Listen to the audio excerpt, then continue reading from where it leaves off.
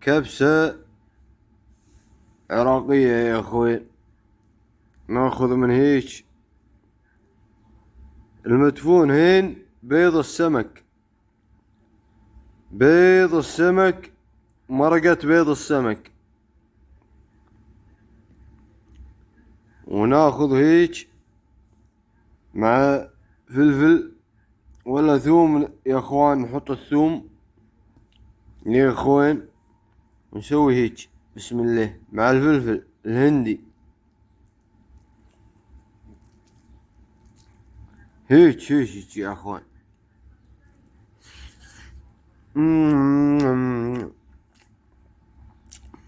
مع شوية جرجير.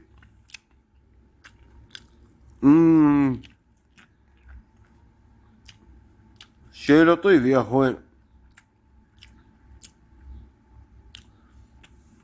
وهذا الفلفل ناخذ منه قطعة، وهذا البصل ناخذ منه قطعة.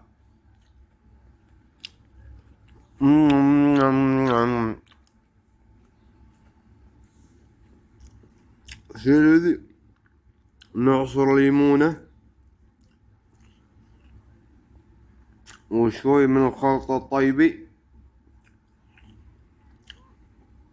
وناكل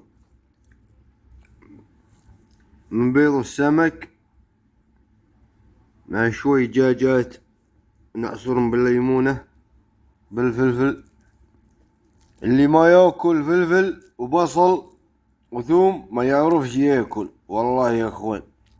دربلها هيك يا اخوان. دربيها.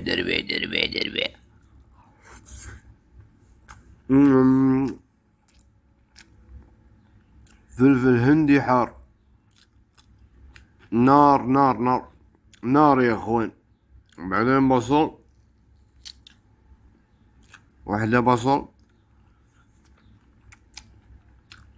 بعدين ثومة. طبعا كله مسقى بالليمون يا اخوان، يا اخوان كله مسقى بالليمون، كله مسقى بالليمون. لازم تاكلوا بالليمون يا اخوان.